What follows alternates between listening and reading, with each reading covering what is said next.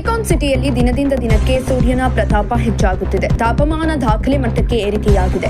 ಸುಡುವ ಬಿಸಿಲಿನಿಂದ ಹೈರಾಣಾಗಿರುವ ನಗರದ ಜನತೆಗೆ ಈಗ ಕೂಲ್ ಆಗಿರಲು ಎಲೆಕ್ಟ್ರಾನಿಕ್ ಉಪಕರಣಗಳು ಹಾಗೂ ಮಣ್ಣಿನ ಉತ್ಪನ್ನಗಳ ಮೊರೆ ಹೋಗುತ್ತಿದ್ದಾರೆ. ಏಪ್ರಿಲ್ ತಿಂಗಳ ಆರಂಭದಲ್ಲೇ ಸೆಕೆ ತಾಳಲಾರದೆ ಜನರು ಎಸಿ, ಕೂಲರ್ ಮತ್ತು ಮಣ್ಣಿನ ಮಡಕೆಗಳನ್ನು ಖರೀದಿಸಲು ಮಾರುಕಟ್ಟೆಗೆ ಲಗ್ಗೆ ಇಡುತ್ತಿದ್ದಾರೆ. ನಗರದ ಎಲೆಕ್ಟ್ರಾನಿಕ್ ಶೋರೂಮ್ಗಳಲ್ಲಿ ಎಸಿ ಮತ್ತು ಕೂಲರ್ಗಳಿಗೆ ಹಿಂದೆಂದೂ ಇಲ್ಲದ ಬೇಡಿಕೆ ಸೃಷ್ಟಿಯಾಗಿದೆ.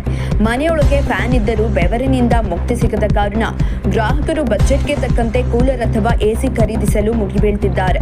ಆದರೆ ಬೇಡಿಕೆ ವಿಪರೀತವಾಗಿರುವ ಕಾರಣ ಹಲವು ಕಡೆಗಳಲ್ಲಿ ಸ್ಟಾಕ್ ಖಾಲಿಯಾಗಿದ್ದು, ಹೊಸ ಉಪಕರಣಗಳಿಗಾಗಿ ಗ್ರಾಹಕರು 1 ವಾರ ಕಾಯಬೇಕಾದ ಪರಿಸ್ಥಿತಿ ನಿರ್ಮಾಣವಾಗಿದೆ ಅಂತ ಗ್ರಾಹಕರು ಅಸಹಾಯಕತೆಯನ್ನ ವ್ಯಕ್ತಪಡಿಸುತ್ತಿದ್ದಾರೆ.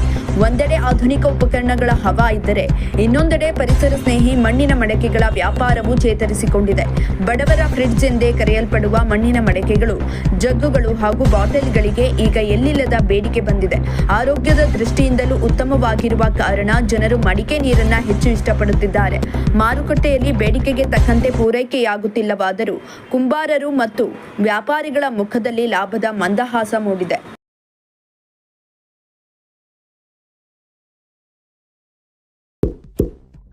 ಇಂತಹ ಇನ್ನಷ್ಟು ವಿಡಿಯೋಗಳಿಗಾಗಿ ಲೈಕ್ ಮಾಡಿ, ಫಾಲೋ ಮಾಡಿ, ಶೇರ್ ಮಾಡಿ.